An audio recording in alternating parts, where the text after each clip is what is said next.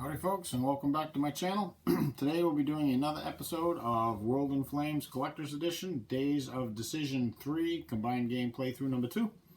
We are going to be doing the September-October 1942 turn. And I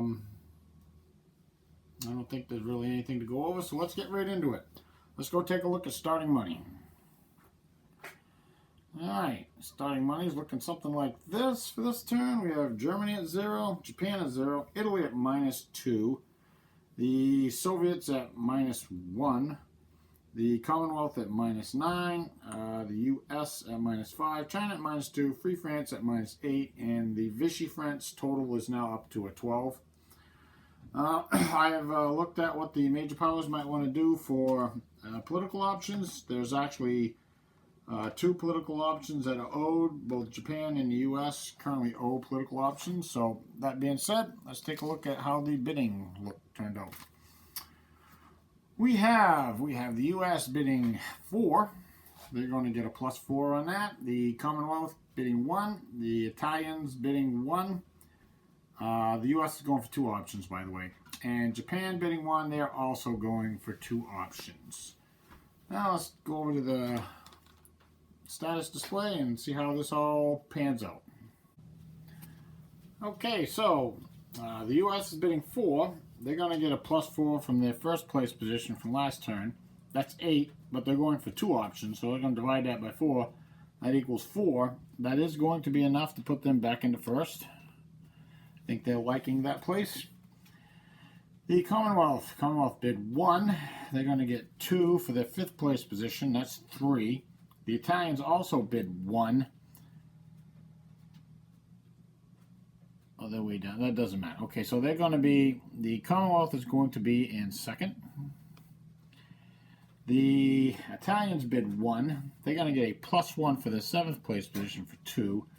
Japan bid 1. They're going for 2 options. They're going to get a +3. That's 4. Divided by 2 is 2. So there's a tie between Japan and Italy. That's going to be broken by the political effectiveness. And you see that the Italian political effectiveness is a 3. The Japanese is a 4. So the Japanese are going to break that tie. They're going to come in at 3rd. The Italians will be 4th. The first last card will be on the US, and the last card will be on Italy. Now for the non-bidding major powers, we have Germany at 3. It's going to put them in at 5th. The Soviets at 2, that's going to put them at 6. The Chinese at 1, it's going to put them at 7th. And the Free French at 0 will be 8th. Okay, let's go and take a look and see what the 2 political options that the US wants to do. So for her first political option, the US is going to play Minor Joins In, which is an owed political option. Now, the rules specifically state that only one major power may play each of the IPOs once. But in this case, when major powers owe political options, I just allow them to play whatever they need to play to get played to pay for the owed. Otherwise, the paperwork and keeping track of things is just, anyways, I just allow it. It's a house rule that I use. Anyways, so let's get back to that. I've already paid the money when it happened and put out the political effects. So now all we have to do is activate a minor. And I think who the US is going to activate, I think they're kind of looking forward to this. I think they're going to activate Portugal. So grab the markers. We'll head over to the status display.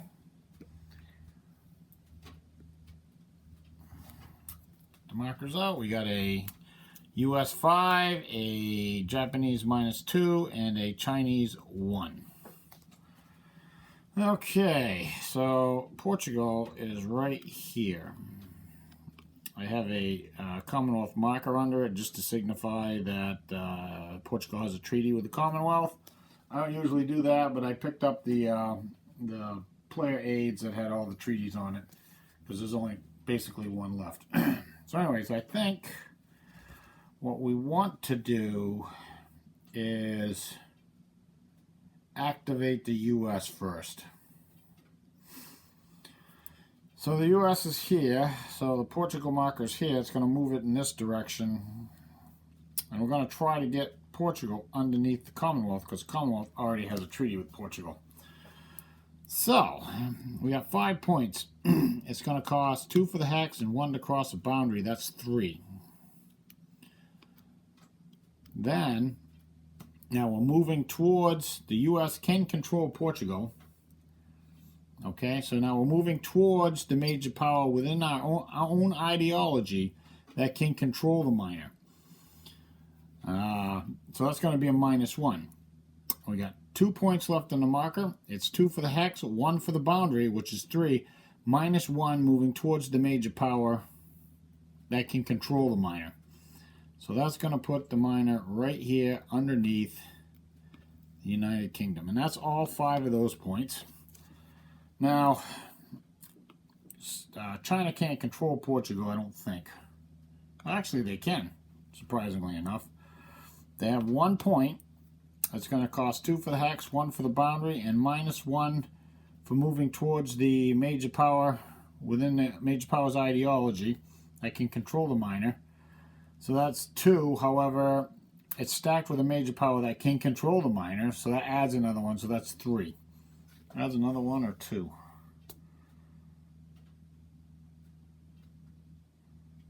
Yeah, it's 3. So anyways, the one Chinese one is definitely not enough. The U.S. is all used up. The Japanese have a -2. It's going to cost 2 for the hex, 1 for the boundary is 3, and 4 for... It's not enough, basically. Basically not enough. It's not going to do it. Now, during the upcoming turn, it will be possible for the Commonwealth to activate Portugal as a minor and play minor joins in for Portugal. So that's actually what the U.S. was trying to do here. So they'll consider that to be a good turn. Okay, we do not roll to end the political phase because now there is a +2 to end the political phase because all 8 major powers are at war. So we will just return back over there and see what the second political option that the U.S. wanted to play. All right, I don't know if you can see that. Yep. So for the second political option, the U.S. is going to play U.S. option 3 treaty. They're going to offer a level 3 treaty to the Commonwealth. Now I got to go put out all the markers and everything. No, I don't. I got to wait until the treaty is accepted. So we would normally roll to see if the political phase ends. However, there's a +2 to the die. We need a 1. There's only been 1 previous political option played, so that's a net +1. So the political option cannot end. We'll move down to the Commonwealth. And the Commonwealth, of course, is going to play Commonwealth option 0F, agree to a proposal. So now there is a level 3 treaty between the Commonwealth and the United States. And now I will go and put out all the markers, the treaty chart, and in addition to any of these minors that still apply, we'll come back and we'll have the U.S. activate yet another minor. I'll be back in a second.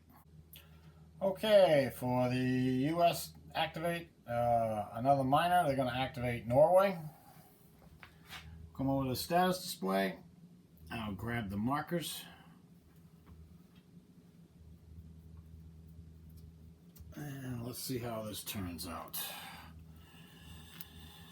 We got a -2 Soviet, -3 German, and a -4 Japanese. So, we'll activate the -1 US. That's not going to do anything. Now, I think what we'll do is we'll activate the -2 for the Soviets. It's going to drive it this way. Then we'll activate the German. That's a -3. It's going to drive it this way or this way. And then the -4 for the Japanese is going to drive it this way. And, well, Democrats are not really happy about that. They don't really want Norway under the control of the Soviets, but that's the way it goes. All right, now the only thing for the Commonwealth to do is roll a die to see if they end the political phase. This will be on a 1. Oh, and the political phase is over. So both the Italians and the Japanese will get bonus bid points for next turn. And we're going to move right to the initiative roll and the weather roll, and I'll be back in a second. Okay, initiative roll. Let's see. Let's go over the modifiers we have so far. Let me set that up so you can see it. So as of right now, the fascists have a +2, the communists have a +1, and the Democrats have a -1. Which, by the way, the Democrats have been in the -1 box for most of this game. Alright, so we are red communists, white fascists, blue Democrats. So the fascists rolled a 10. And then the communists got a 6, which is a 7, and the Democrats got a 2. I think the fascists would like to go first. I think they would be very happy with that. So we will go fascists first. Now,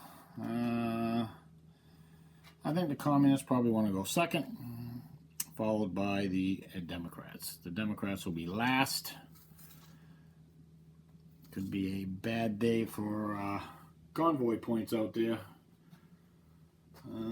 That's about it. Okay, now we got weather. I gotta grab my chart.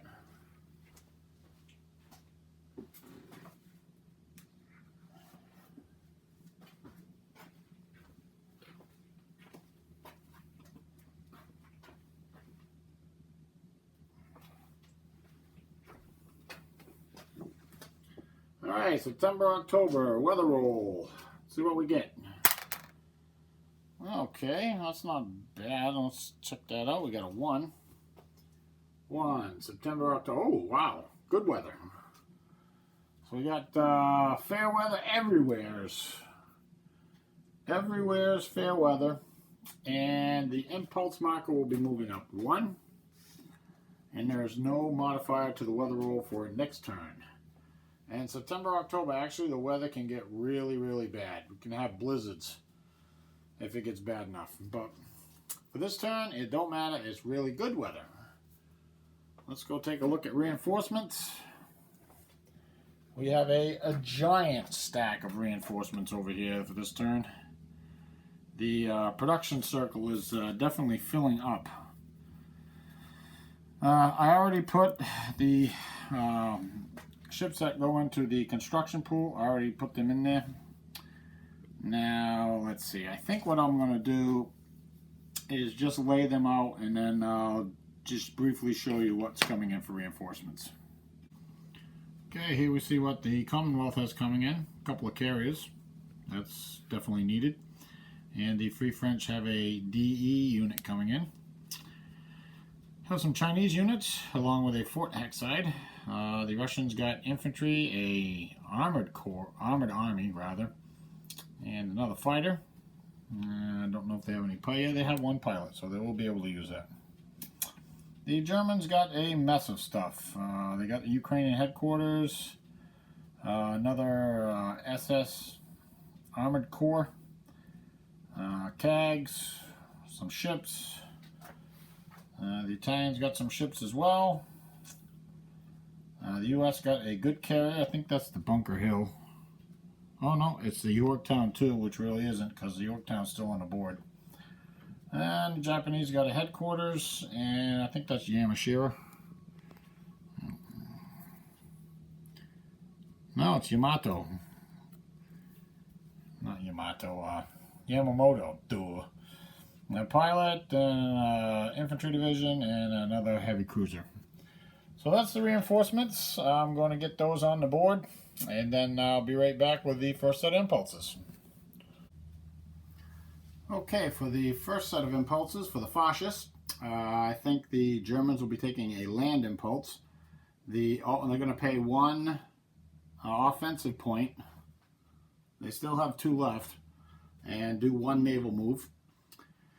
That'll move all their subs. The Italians, I think they're going to do a naval move, and I think, or are they? Yeah, they're going to do naval move. And the Japanese are going to do a naval move, and they're also going to be declaring war on the U.S. So yeah, everybody's going to be at war after this turn.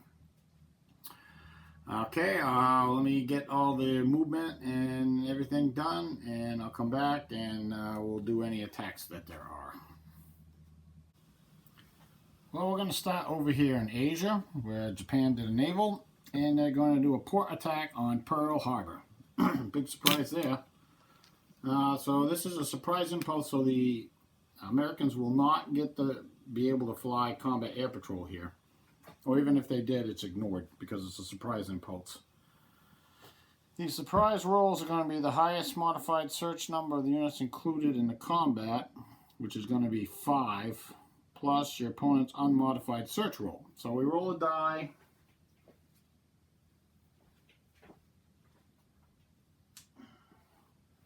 So the Americans roll a die, and this is going to determine how many surprise points there are. Oh, we got a wicked reflection over here. Get some of these cups out of the way. All right, that's not as bad, I guess.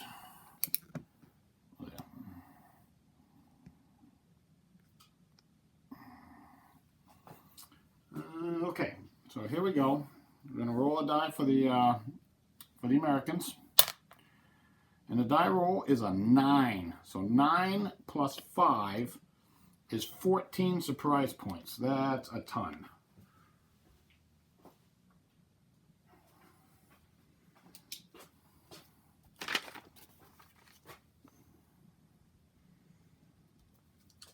And so now I got to go do all the math for the anti-aircraft. Anti-aircraft is still effective. And I got to go figure out how many Japanese air-to-sea points they're going to be and all that stuff. I'll be back in a second. Okay, so here we go. The Japanese are going to shift the anti-aircraft column down 5 spots. And that leaves them 2 shifts, and their 2 shifts put them in the 61 plus, so long as they don't lose a whole lot of air-to-sea factors. Right now they have 48 air to sea. So they have a little bit of extra. So we'll see what happens. So it's going to be the lowest 2 out of 6 dice for anti-aircraft. Well, there's a bunch of, there's a 1 and a 2. And that's out of 4 dice. You have 2 more dice to roll. The only thing that will matter is if it's a 1. And another 1 came up. So that's going to abort 2 air-to-sea factors. That leaves the Japanese with 46 air-to-sea factors. That's still going to be in the 43 to 50 column. And we shift over 2, we're in the 61 plus. The Americans have 22 ships. And 61 plus is 6 sunk, 5 damaged, 4 aborted. 6 sunk, 5 damaged, 4 boarded. So 6 sunk, 5 damaged, aborted. Alright, so I do this back and forth. So the Japanese are going to pick first. And obviously they're going to go after one of the 2 carriers that are there for a sunk. We'll go after the Ranger. That also kills the pilot and the combat air group that's on that carrier, if it's sunk. So that is a 7.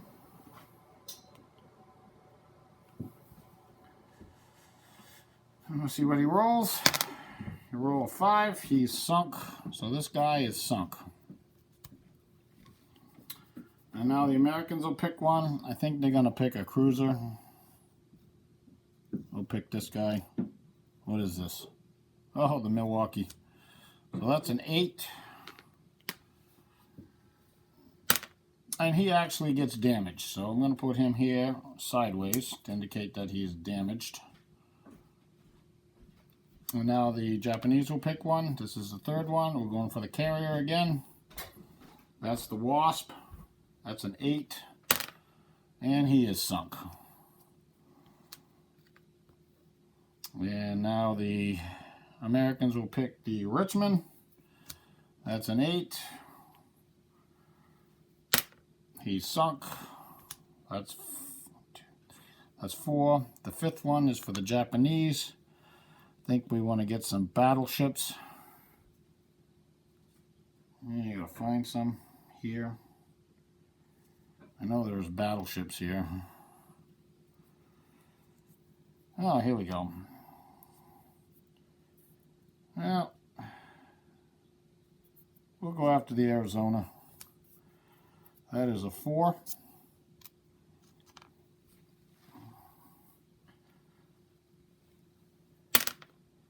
And it is sunk. Had to roll better than a 4. And the Arizona goes down.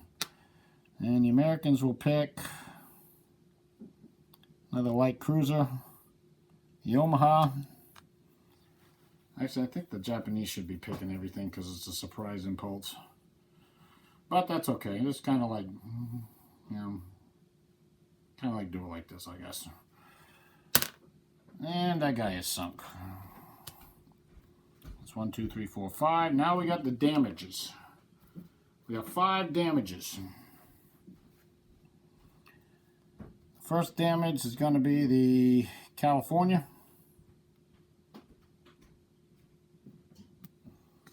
That's a 3. And it is damaged. The Americans will pick another light cruiser. Actually, no, they're going to pick a heavy cruiser. A light cruiser is better at killing subs. Let's pick this heavy cruiser right here. See if he gets damaged. And he is damaged. It's got to roll better than a 6. That's 2 of the 5 damages. Okay, the Japanese are going to go after the California again. And that is a 2. He is sunk. And the Americans, there's 2 more left. The Americans will go for another heavy cruiser. We're damaged. Salt Lake City, that's a 7. Then he's damaged. And the last damage, Japan will pick the Tuscaloosa. So that 6 now becomes a 7. And that's a 5. He is 2 damages equals a sunk. So that is the end of the Pearl Harbor raid. It looks like the Americans lost 2 carriers and 2 battleships and 2 light cruisers and a heavy cruiser. So, oh, and there's 2 ships damaged that will go in the damage pool. So overall, not tremendously devastating to them, but devastating enough.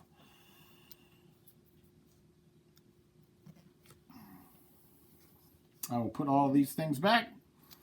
There are no land attacks over here because Japan took a naval. And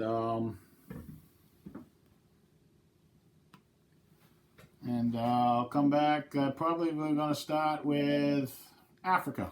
I'll come back with Africa. Okay, down here in Africa, we have us an attack in right here.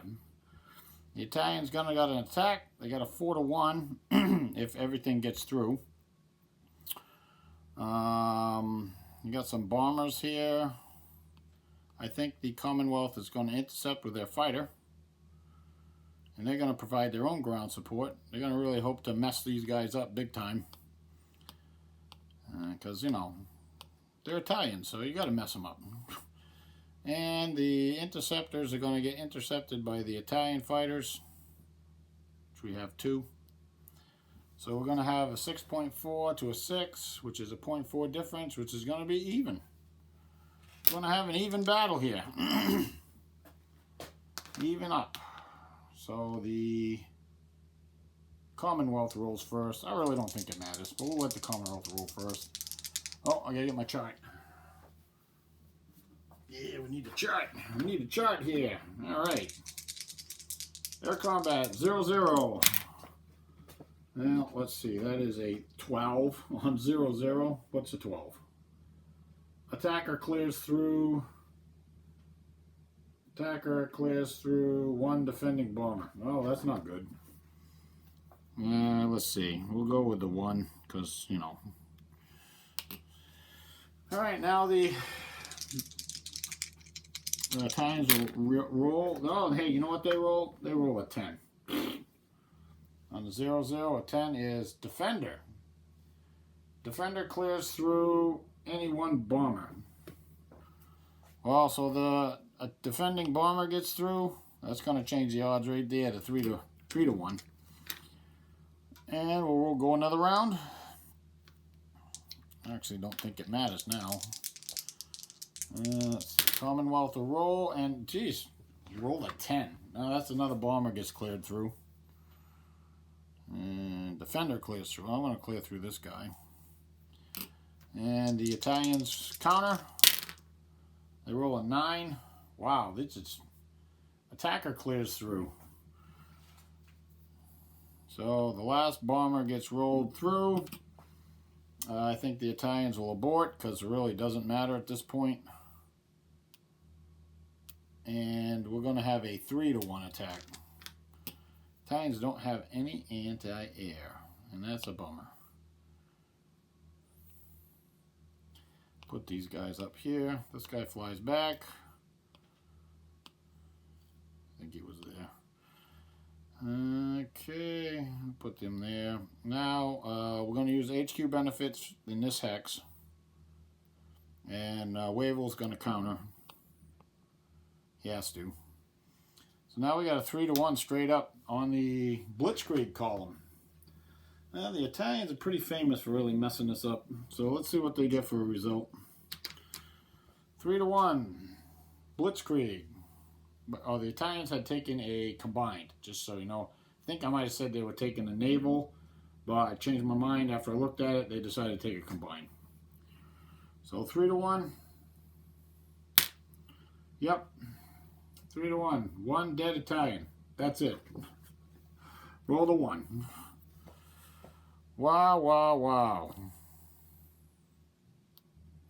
Can it get any worse? Well, we'll lose the militia.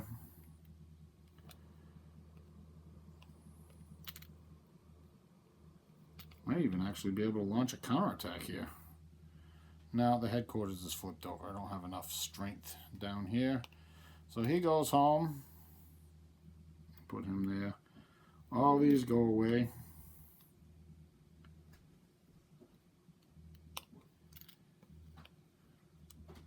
He's flipped over. He's flipped over. Wow, wow, wow. Can't get any worse than that. Can't get any worse than that. So far, so bad. All right, we do have a sub-action out in the Atlantic. But I think I'll do that after we do the Eastern Front. I'll skip over there. It's kind of out of sequence of play, but I like to take care of one thing at a time. When I'm in the area, we have a potential for 3 attacks here.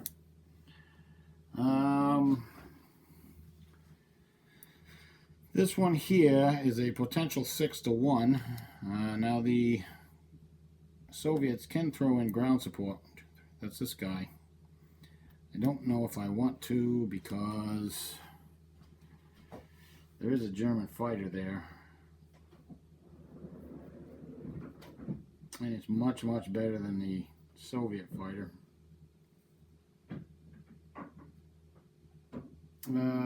Yeah, we're going to do it anyways. So we get the bomber stream. We're going to throw in our bombers. And there's our fighter. And the Germans will counter-intercept with their fighter. So we're going to have another air battle. I think going forward, that's going to be the policy of both the communists and the democracies, is to fight the Axis air power as much as possible. Bleed them. This is much worse. We have a +2, -2. First we'll roll for the Soviets. And they rolled a 10. Oh, we like 10s. Get some more 10s going on here. A 10 on the -2.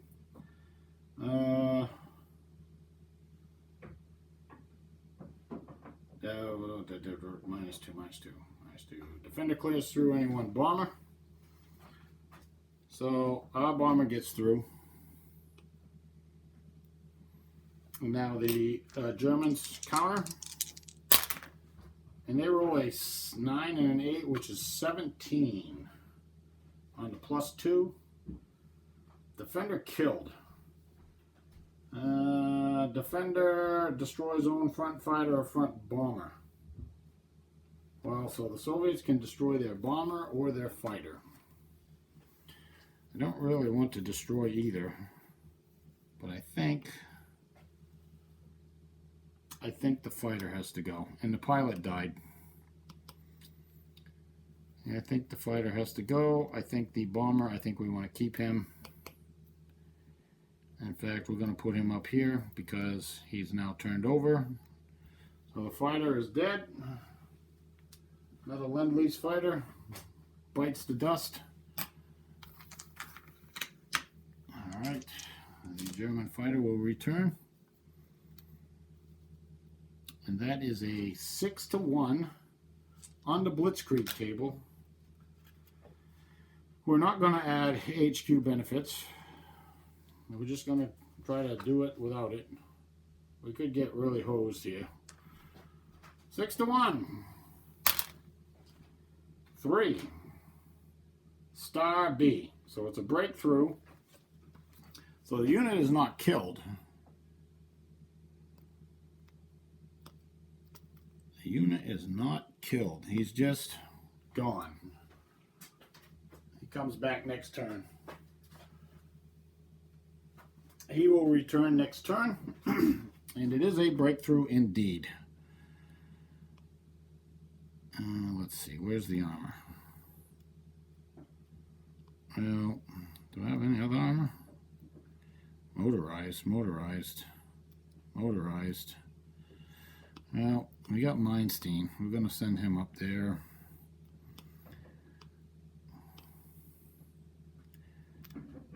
And I'll send the motorized, and that'll occupy the hex.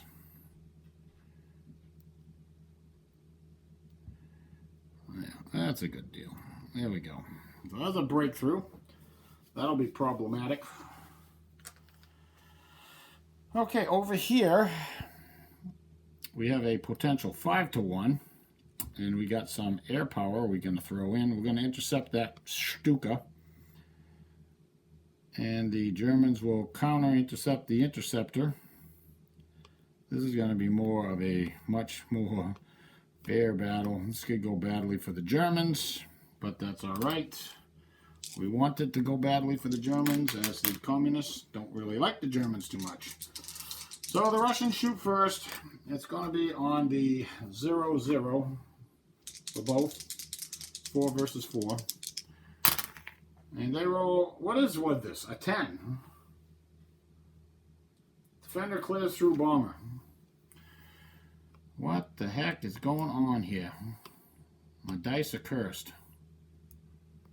Rolling 10. Oh, it's a pair of 5s. The Germans get the counter before they do anything. And they roll a 13. I don't think that's anything. 13 is a blank. So they'll abort because there's no sense in keep going. And we got our bomber through. That's all we really care about. And the Russian fighter, he was in Voronezh, I believe. I don't really want to leave him. I don't really want to leave him there because I have to.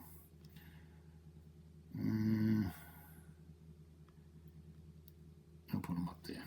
Get him out of harm's way. We have a 5-1 attack here. This also is on the Blitzkrieg table. So we will roll that. That's better. 6. Star 1B.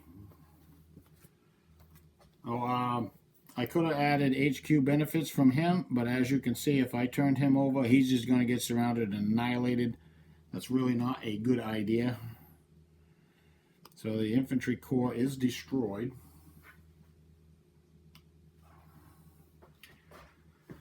And the Germans will get a breakthrough. I think we'll send that 9.5 armor up there. And I think that will be good. Actually, this guy can go too, the SS. Yeah, that's good. Now these guys are actually surrounded. That's a bad thing. I hadn't considered that.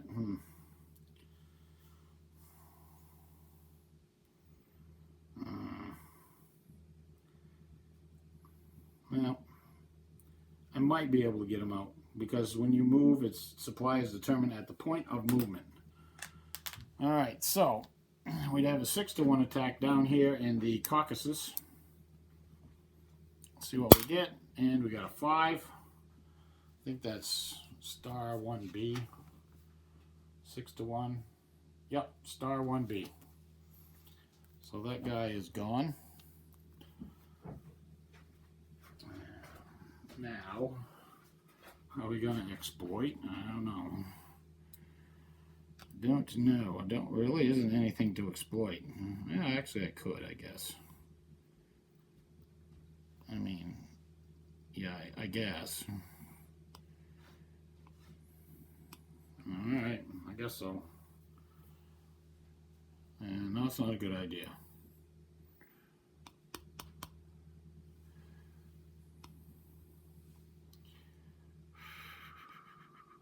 Well, at least I didn't move anything, so if I move them, 2, 3, 4, they're in supply.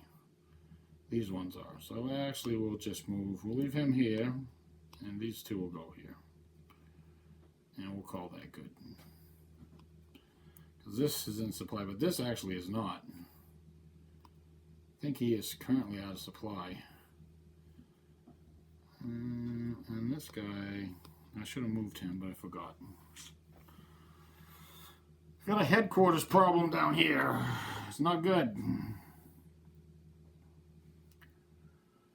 All right, I think that's going to be about that for the Germans. We have the subs over here in the Atlantic, or rather the Faroes Gap. We'll roll for that.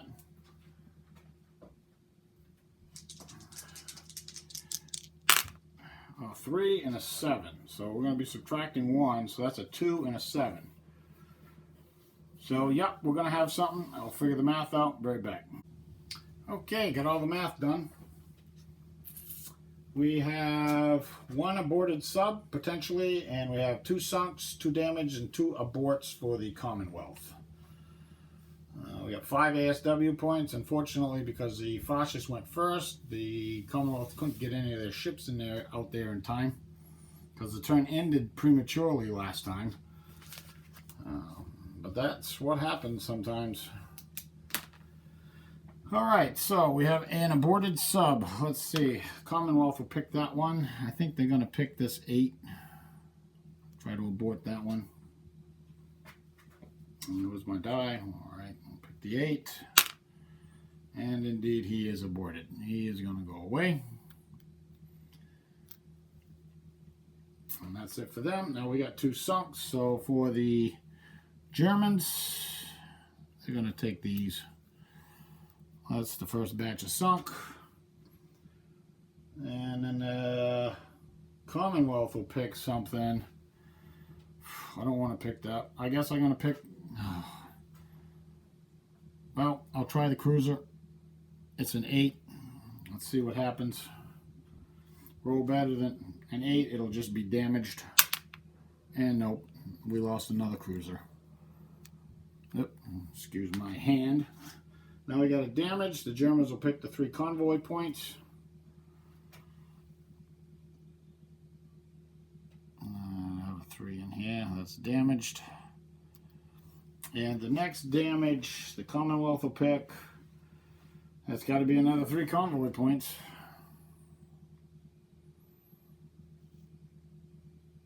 I got to get some change, I guess. And then there's 2 aborts. It's going to abort the rest of them. Let's see if I have any change. I don't. I don't have any change. I got to go make change. I'll be back in a second. Okay, the Russians managed to piece together a line.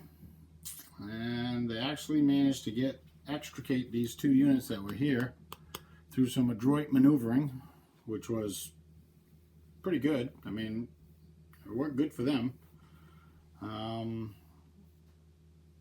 I can't do much more than that, I guess. Even down here in the Caucasus, things are looking a little bit slim, but the Germans are pushing their supply line, so we're okay with that. We're okay right there right now. So we're good. And that wrapped it up for the communists, and we move on to the Democrats. I'll go and do them and see what we're going to do. We do have a level 3 treaty between the United States and the Commonwealth now, so we can actually start moving U.S. units into Great Britain, and that will be a good thing. I'll be back in a second. And for the democracies, we got a whole bunch of fleets out in the Bay of Biscay to try to bottle up and destroy the German fleet. We also moved a bunch of American troops and aircraft into the Commonwealth, United Kingdom. That's really a waste up there in the Forest Gap now, so we didn't bother with that. Well, they could have tried to intercept. No, because I could move through the Bay of Biscay, so it doesn't matter. They still could have tried to intercept with the U-boats, but I don't really think they would. They'd just get hosed. Okay, 7 and a 9. There's no interception. All right, and I think that was about it for the. We moved a bunch of American units over to Pearl. We actually have a new carrier over here. What is that? Yorktown 2, sorta, kinda. Yorktown 2, sorta, kinda. He's sorta, kinda. We also have that transport. Should have went back. So we'll put him back, and I think that will wrap it up for the Democrats.